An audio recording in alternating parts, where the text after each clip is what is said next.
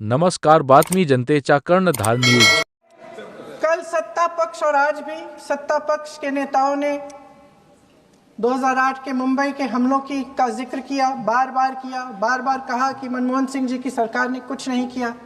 ये तो जानकारी होगी ना कि उसी समय जब वो आतंकवादी हमला चल रहा था तभी उन आतंकवादियों को मार डाला था, एक बचा था और उसको भी फांसी दे दी थी 2012 में। महाराष्ट्र के मुख्यमंत्री ने इस्तीफा दिया।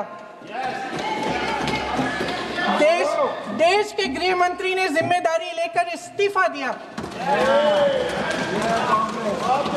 एक जवाबदेही थी पब्लिक के प्रति, एक जवाबदेही थी इस देश की जनता के प्रति, इस देश की धरती के प्रति।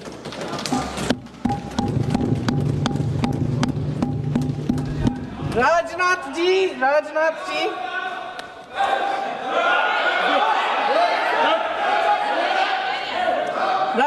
जी तो पुलवामा, उरी और पठानकोट के समय गृह मंत्री रहे थे। आज वे रक्षा मंत्री हैं और हमारे गृह मंत्री महोदय श्री अमित शाह जी के नाक के नीचे पूरा मणिपुर जल गया, दिल्ली में दंगे हुए, पहलगाम में हमला हुआ और आज भी वे उसी पद पर बैठे हैं। क्यों? अध्यक्ष महोदय, बमबारी से अखबारों के हेडलाइन बनते हैं, मगर कहानी सुरक्षा में की चूक में भी है। आज देश खोखले भाषण नहीं सुनना चाहता, देश जवाब चाहता है, तसल्ली चाहता है कि सच उससे छिपाया नहीं जाएगा।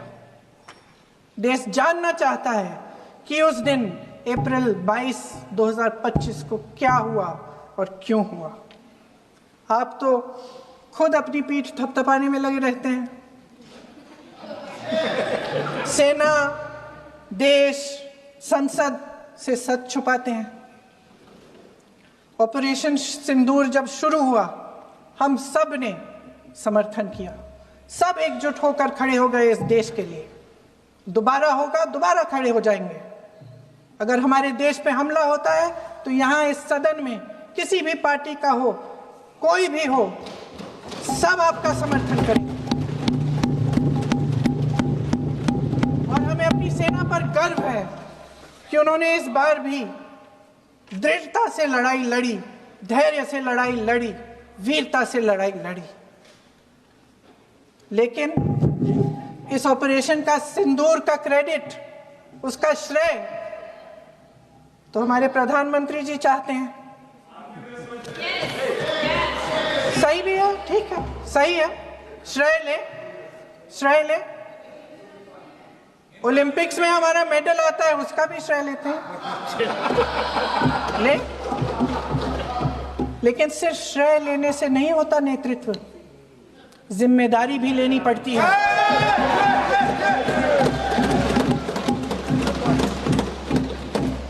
देश के इतिहास में ये पहली बार हुआ, देश के इतिहास में यह पहली बार हुआ कि जंग होते होते ही रुक गई। रुक गई है जी, और इस रुकावट का ऐलान हमारी सरकार, हमारी सेना नहीं करती, अमेरिका के प्रेसिडेंट करते हैं, अमेरिका के राष्ट्रपति करते हैं। ये हमारे प्रधानमंत्री महोदय की गैर जिम्मेदारी का सबसे बड़ा प्रतीक है। आज गृह मंत्री जी ने इस बात पर उल्लेख किया। उन्होंने कहा, उनके शब्दों में उन्होंने कहा कि पाकिस्तान के पास शरण में आने के बजाय कोई चारा ही नहीं था। आपने शरण दिया क्यों? वो आते हैं आपके देश के अंदर, लोगों को मार डालते हैं और आप उनको शरण दे रहे हैं। क्यों दिया शरण? इसका जवाब क्यों नहीं दिया एक भी भाषण में? जैसे ये बात उठी, शरण की बात की, हमारे गृह मंत्री जी ने इतिहास में चले गए। नेहरू ने क्या किया, इंदिरा गांधी ने क्या किया, यहां तक कि मेरी मां के आंसुओं तक चले गए। लेकिन इस सवाल का जवाब नहीं दिया कि ये सीज फायर हुआ क्यों, ये जंग रुका क्यों, और तब क्यों रुका जब दुश्मन के पास कोई चारा नहीं था हमारे श्रेय में आने के बजाय। क्यों रुका ये जंग, इसका जवाब नहीं दिया। धन्यवाद। आप देंगे?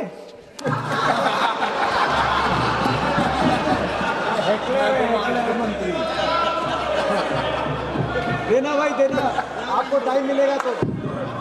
टाइम नहीं मिलेगा आपको शायद। वैसे महोदय, मेरी माँ की आंसू की बात किए, मैं इसका जवाब देना चाहती हूँ।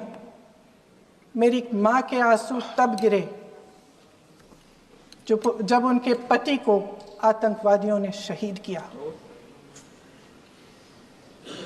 जब वे मात्र 44 साल की थी।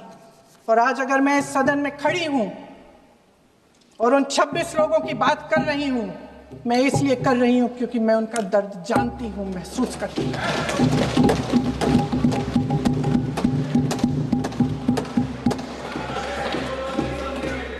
अध्यक्ष महोदय, मैंने कहा कि देश का नेतृत्व सिर्फ उपलब्धियों का श्रेय लेने से मजबूत नहीं होता।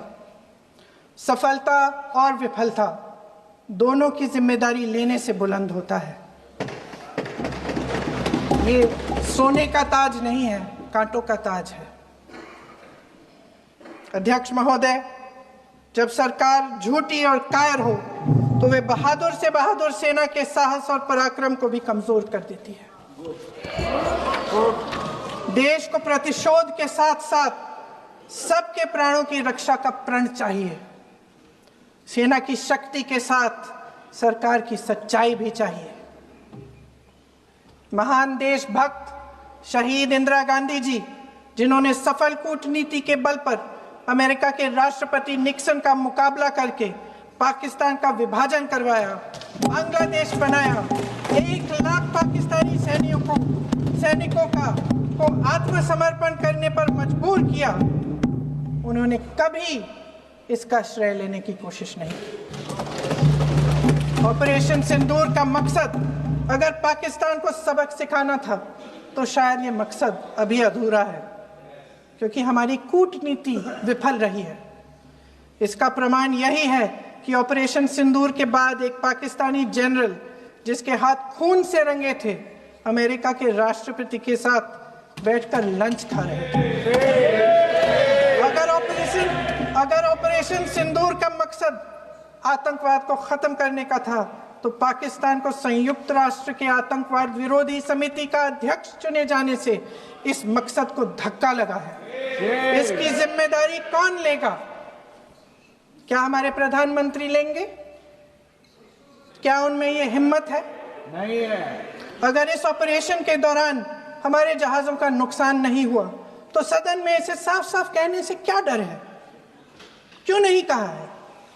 कल भी रक्षा मंत्री जी ने कहा कि हमारे इंफ्रास्ट्रक्चर का नुकसान नहीं हुआ, तो जहाजों के बारे में भी बता दें, साफ साफ बता दें, क्या हर्ज है? सच्चाई तो है। सवालों से बचने के लिए ये सरकार हमेशा प्रयास करती है। इसकी राजनीतिक कायरता बेमिसाल है।